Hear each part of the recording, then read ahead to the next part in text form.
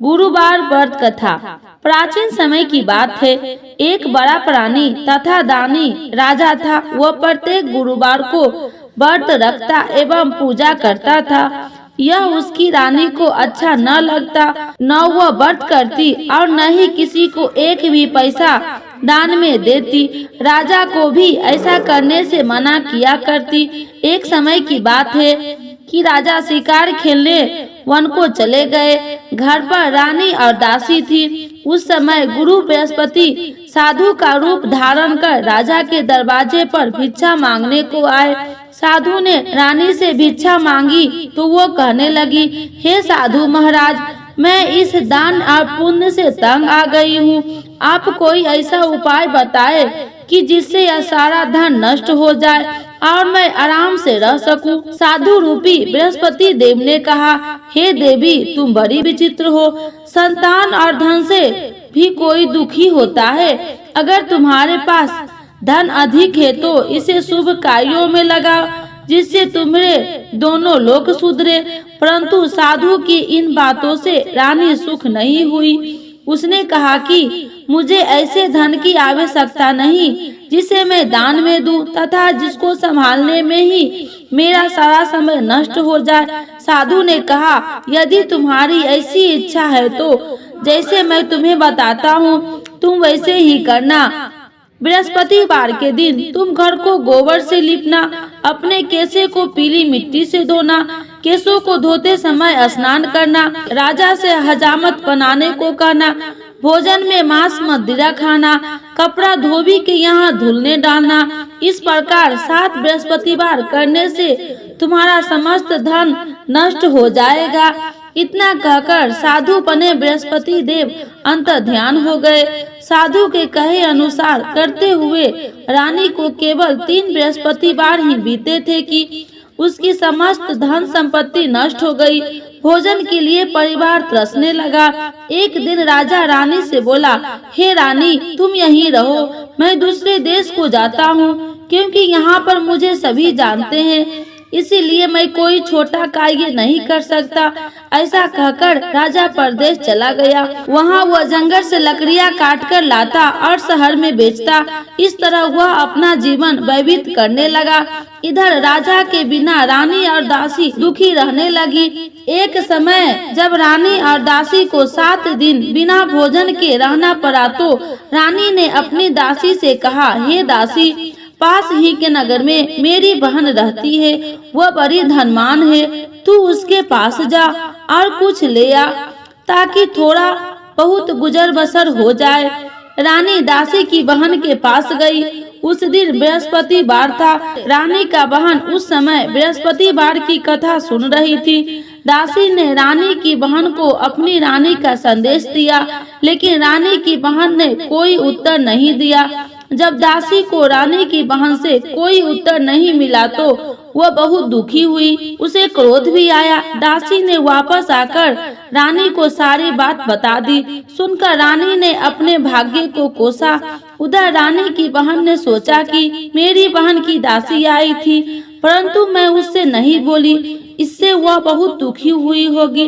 कथा सुनकर और पूजन समाप्त कर वह अपनी बहन के घर गई और कहने लगी, हे बहन, मैं बृहस्पतिवार का व्रत कर रही थी, तुम्हारी दासी गई, परंतु जब तक कथा होती है तब तक न उठते हैं और न ही बोलते हैं, इसीलिए मैं नहीं बोली। कहो दासी क्यों गई थी? रानी बोली, बहन, हमारे घर अनाज नहीं था। ऐसा कहते कहते रानी की आंख भर आई। उसने दासियों समेत भूखा रहने की बात भी अपनी बहन को बता दी। रानी की बहन बोली, बहन देखो, बृहस्पति देव भगवान सबकी मनोकामना पूर्ण करते हैं। देखो, शायद तुम्हारे घर में अनाज रखा हो। यह सुनकर दासी घर के अंदर गई तो वहाँ उसे एक घड़ा अनाज का भरा मिल गया। उसे बड़ी हैरानी हुई क्योंकि उसे एक बर्तन देख लिया था। उसने बाहर आकर रानी को बताया। दासी रानी से कहने लगी कि हे रानी, जब हमको भोजन नहीं मिलता तो हम व्रत ही तो करते थे, इसलिए क्यों न इनसे व्रत और कथा की विधि पूछ ली जाए। हम भी व्रत किया करेंगे। दासी के कहने पर रानी ने अपनी बहन से बृहस्पतिवार व्रत के बारे में पूछा। उसकी बहन ने बताया, बृहस्पतिवार के व्रत में चने की दाल और मुनक्के से विष्णु भगवान के केले की जड़ में पूजन करे तथा दीपक जलाए, पीला भोजन करे तथा कथा सुने। इससे गुरु भगवान प्रसन्न होते हैं, मनोकामना पूर्ण करते हैं। व्रत और पूजन की विधि बताकर रानी की बहन अपने घर लौट आई। रानी और दासी दोनों ने निश्चय किया कि आज बृहस्पति भगवान का पूजन करेंगे।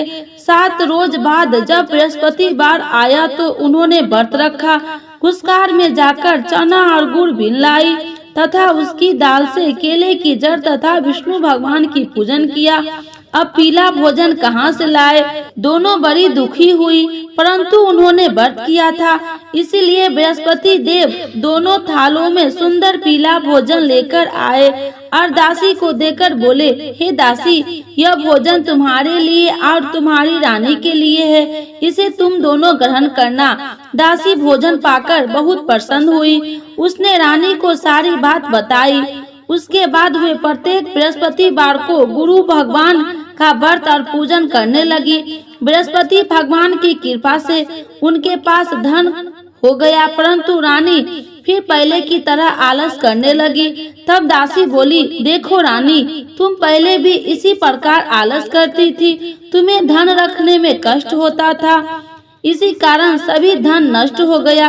अब गुरु भगवान की कृपा से धन मिला है तो फिर तुम्हें आलस होता है। बड़ी मुसीबतों के बाद हमने यह धन पाया है, इसीलिए हमें दान पुण्य करना चाहिए। अब तुम भूखे मनुष्यों को भोजन कराओ, प्याव लगवाओ, ब्राह्मणों को दान दो, कुआं, तालाब, बावड़ी आदि का निर्माण कराओ, मंदिर, पाठशाला बनाकर ज्ञान दान दो, कुमारी कन्याओं का विवाह कराओ, अर्थात धन को शुभ कार्यों में खर्च करो, जिससे तुम्हारे कुल को यश बढ़ेगा तथा स्वर्ग प्राप्त हो, पितृ प्रसन्न होंगे। दासी की बात मानकर रानी शुभ कार्यों में खर्च करने लगी, उसका यश फैलने लगा। एक दिन रानी और दासी वापस से विचार करने लगे कि न जाने राजा किस दशा में होगी, उनकी कोई खोज खबर भी नहीं है। उन्होंने श्रद्धा पूर्वक गुरु बृहस्पति भगवान से प्रार्थना की, राजा जहाँ कहीं भी हो शीघ्र वापस आ जाए। उधर राजा परदेश में बहुत दुखी रहने लगा। वह प्रतिदिन जंगल से लकड़ियां बीन कर लाता और उसे शहर में बेचकर अपने दुखी जीवन को बड़ी कठिनाई से व्यतीत करता। एक दिन दुखी हो अपनी पुरानी बातों को याद करने लगा। वह रोने लगा और उदास हो गया। उसी समय राजा के वापस बृहस्पति देव साधु के वेश में आकर बोले, हे लकड़हारे, तुम इस सुनसान जंगल में किस चिंता में बैठे हो, मुझे बताओ। यह सुनकर राजा के नेत्रों से जल भर आया। साधु की वंदना कर राजा ने अपनी संपूर्ण कहानी सुना दी। महात्मा दयालु होते हैं। वे राजा से बोले, हे राजा, तुम्हारी पत्नी ने बृहस्पति देव के प्रति अपराध किया था, जिसके कारण तुम्हारी यह दशा हुई है। अब तुम भी चिंता मत करो, भगवान तुम्हें पहले से अधिक धन देंगे। देखो, तुम्हारी पत्नी ने बृहस्पतिवार का व्रत प्रारंभ कर दिया है। अब तुम भी बृहस्पतिवार का व्रत करने चने की दाल और गुड़ जल के लोटे में डालकर केले का पूजन करो, फिर कथा कहो या सुनो। भगवान तुम्हारी सब मनोकामना को पूर्ण करेंगे। साधु की बात सुनकर राजा बोले, हे प्रभु, लकड़ी बेचकर तो इतना पैसा भई नहीं बचता जिससे भोजन का उपरांत कुछ बचा सकूं। मैंने रात्रि में अपना रानी को व्याकुल देखा। मेरे पास कोई साधन नहीं जिससे उनका समाचार जान सकूं। फिर मैं कौन सी कहानी कहूँ, यह भी मुझको मालूम नहीं। साधु ने कहा कि हे राजा, मन में बृहस्पति भगवान के पूजन व्रत का निश्चय करो, वे स्वयं तुम्हारे लिए कोई राह बना देंगे। बृहस्पतिवार के दिन तुम रोजाना की तरह लकड़ियाँ लेकर शहर में जाना। तुम्हें रोज से दुगुना धन मिलेगा, जिससे तुम भली भांति भोजन कर लोगे तथा बृहस्पति भगवान की पूजा का सामान भी ला जाएगा। धीरे धीरे समय व्यतीत होने लगे। फिर बृहस्पतिवार का दिन आया। राजा जंगल से लकड़ियां काटकर शहर में बेचने लगा। उस दिन और दिनों से अधिक धन मिला। राजा ने चना गुड़ आदि लाकर बृहस्पतिवार व्रत किया। उस दिन से उसके भी कलेश दूर हुए। परंतु जब अगले गुरुवार का दिन आया तो बृहस्पतिवार का व्रत करना भूल गया। इस कारण बृहस्पति भगवान नाराज हो गए।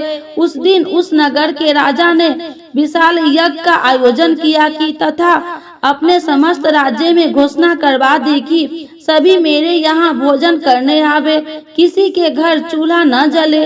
इस आज्ञा को जो न मानेगा उसे फांसी दे दी जाएगी। राजा की आज्ञा अनुसार राज्य में सभी वासी राजा के भोजन में सम्मिलित हुए। लेकिन लकड़हारा कुछ देर से पहुंचा, इसलिए राजा उसको अपने साथ महल में ले गए। जब राजा लकड़हारे को भोजन करा रहे थे तो रानी की दृष्टि उस खूंटी पर पड़ी जिस पर उसका हार लटका हुआ था। उस हार खूंटी पर लटकी दिखाई नहीं दी। रानी को निश्चय हो गया कि मेरा हार इस लकड़हारों ने चुरा लिया है। उसी समय सैनिक बुलाकर उसको जेल में डलवा दी। लकड़हारा जेल के विचार करने लगा कि न जाने कौन से पूर्व जन्म के कर्म से मुझे यह दुख प्राप्त हुआ है, और जंगल में मिले साधु को याद करने लगा। तत्काल बृहस्पति देव साधु के रूप में प्रकट हो गए और कहने लगे, अरे मूर्ख, तूने बृहस्पति देव की कथा नहीं की, उसी कारण तुझे यह दुख प्राप्त हुआ है। अब चिंता मत करना, बृहस्पतिवार के दिन जेल खाने के दरवाजे पर तुझे 4 पैसे मिलेंगे। उनसे तू बृहस्पतिवार की पूजा करना तो तेरे सभी कष्ट दूर हो जाएंगे। अगले बृहस्पतिवार उसे जेल के द्वार पर 4 पैसे मिले। राजा ने पूजा का सामान मंगवाकर कथा वहीं कही और प्रसाद बांटा। उसी रात्रि में बृहस्पतिवार ने उस नगर के राजा को स्वप्न में कहा कि हे राजा, तूने जिस जेल में बंद किया है उसे कल छोड़ देना, वह निर्दोष है। और राजा प्रातः काल उठा और खूंटी पर हार टंगा देखकर लकड़हारे को बुलाकर क्षमा मांगी तथा राजा के योग्य सुंदर वस्त्र आभूषण भेंट कर उसे विदा किया। गुरुदेव की आज्ञा अनुसार राजा अपने नगर चला गया। राजा जब नगर के निकट पहुंचा तो उसे बड़ा ही आश्चर्य हुआ। नगर में पहले से अधिक बाग, तालाब और कुएं तथा बहुत सी धर्मशाले, मंदिर आदि बने हुए थे। राजा ने पूछा कि यह किसका बाग धर्मशाला है। तब नगर के सब लोगों कहने लगे कि यह सब रानी और दासी के द्वारा बनवाए गए हैं। राजा को आश्चर्य हुआ कि गुस्सा भी आया कि उसकी अनुपस्थिति में रानी के पास धन कहां से आया होगा। जब रानी ने यह खबर सुनी कि राजा आ रहे हैं तो उसने अपनी दासी से कहा कि हे दासी, देखो राजा हमको कितनी बुरी हालत में छोड़ के गए थे, वह हमारी ऐसी हालत देखकर लौट न जाए, इसलिए तुम दरवाजे पर खड़ी रहो। रानी को आज्ञा अनुसार दासी दरवाजे पर खड़ी हो गई और जब राजा आए तो उन्हें अपने साथ महल में ले आई। तब राजा ने क्रोध करके अपनी तलवार निकाली और पूछने लगा, बताओ यह धन तुम्हें कैसे प्राप्त हुआ। तब रानी ने सारी कथा सुना। राजा के निश्चय किया कि मैं रोजाना में 3 बार कहानी कहा करूंगी और रोज व्रत किया करूंगी। अब हर समय राजा के दुपट्टे में चने की दाल बंधी रहती थी और दिन में 3 बार कथा कहता। एक रोज राजा ने विचार किया कि चलो अपनी बहन के यहाँ हो आऊं। उस तरह निश्चय कर राजा घोड़े पर सवार होकर अपनी बहन के यहाँ चल दिया। मार्ग में उसने देखा कि कुछ आदमी एक मुर्दे को लिए जा रहे थे। उन्हें रोककर राजा कहने लगा कि अरे भाइयों, मेरी बृहस्पतिवार की कथा सुन लो। वे बोले, लो हमारा तो आदमी मर गया है, इसको अपनी कथा की पड़ी है। परंतु कुछ आदमी बोले, अच्छा कहो, मैं तुम्हारी कथा भी सुनूंगी। राजा ने दाल निकाली और कथा कहनी शुरू कर दी। जब कथा आधी हुई तो मुर्दा हिलने लगा और जब कथा समाप्त हुई तो राम राम कहकर वह मुर्दा खड़ा हो गया। राजा आगे बढ़ा, उसे चलते चलते शाम हो गई। आगे मार्ग में उसे एक किसान खेत में हल चलाता मिला। राजा ने उससे कथा सुनने का आग्रह किया, लेकिन वह नहीं माना। राजा आगे चल पड़ा। राजा के हटते ही बैल पछाड़ खाकर गिर गया तथा किसान के पेट में बहुत जोरों से दर्द होने लगी। उसी समय किसान का माँ रोटी लेकर आई। उसने जब देखा तो अपने पुत्र को सब हाल पूछा। बेटे ने सभी हाल बता दिया। बुढ़िया दौड़ती दौड़ती उस घोड़सवार के पास पहुंची और उसने बोली कि मैं तेरी कथा सुनूंगी, तू अपनी कथा मेरे खेत पर ही चलकर कहना। राजा ने लौटकर फिर बुढ़िया के खेत पर जाकर कथा कही, जिससे तुरंत ही बैल खड़ा हो गए तथा किसान के पेट का दर्द बंद हो गया।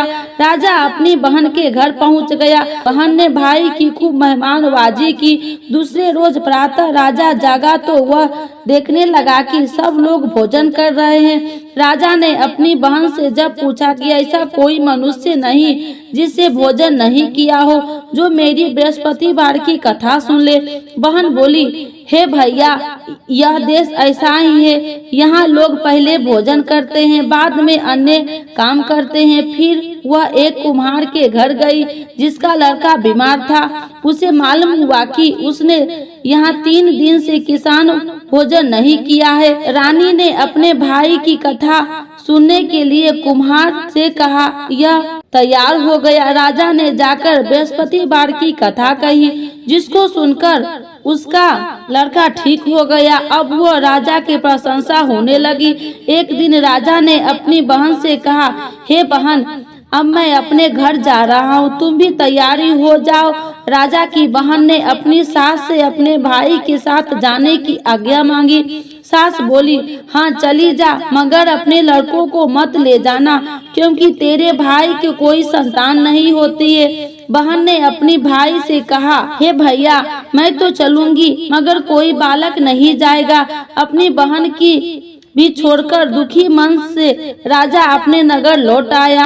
राजा ने अपनी रानी से सारी कथा बताई और बिना भोजन किए वह शैया पर सो गया।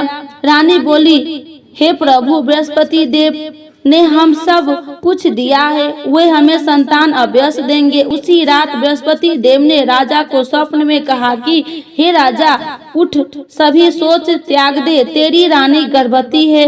राजा को यह जानकर बड़ी खुशी हुई। 9वें महीने में गर्भ से एक सुंदर पुत्र पैदा हुआ। तब राजा बोले, हे रानी, स्त्री बिना भोजन के रह सकती है, परंतु बिना कहे कहीं रह नहीं सकती। जब मेरी बहन आए तो तुम उससे कुछ मत कहना। रानी ने कहकर, जब मेरी बहन आए तो तुम उससे कुछ मत कहना। रानी ने हाँ कर दी। जब राजा की बहन ये शुभ समाचार सुना तो वो बहुत खुश हुई तथा बधाई लेकर अपने भाई के यहाँ आई। रानी ने तब उसे आने का उलाहना दिया। जब भाई ने अपने साथ ला रहे थे तब टाल दी, उनके साथ न आई, और आज आपने भी आप भागी भागी बिना बुलाए आ गई। तो राजा की बहन बोली, भाई, मैं इस प्रकार कहती हूँ कि तुम्हारे घर औलाद कैसे होता। बृहस्पति देव सभी मनोकामना पूर्ण करते हैं। जो श्रद्धा पूर्वक बृहस्पतिवार का व्रत करता है एवं कथा पढ़ता है तथा सुनता है और दूसरों को सुनाता है, बृहस्पति देव उन सब की मनोकामना पूर्ण करते हैं, उनकी सदैव रक्षा करते हैं। जो संसार में श्रद्धा भाव से गुरुदेव का पूजन एवं व्रत सच्चे हृदय से करते हैं, उन सभी की मनोकामना वैसे ही पूर्ण होती है जैसे सच्ची भावना से रानी और राजा ने बृहस्पतिवार की कथा का गुणगान किया तो उनकी सभी इच्छाएं बृहस्पति देव जी पूर्ण किए। न जाने भी बृहस्पति देव की उपेक्षा न करे, ऐसा करने से सुख शांति नष्ट हो जाती है। इसलिए सबको कथा सुनने के बाद प्रसाद लेकर जाना चाहिए। हृदय से उनका नमन करते हुए उनका जयकारा बोलना चाहिए। बोलिए बृहस्पति भगवान की जय, गुरुदेव भगवान की जय।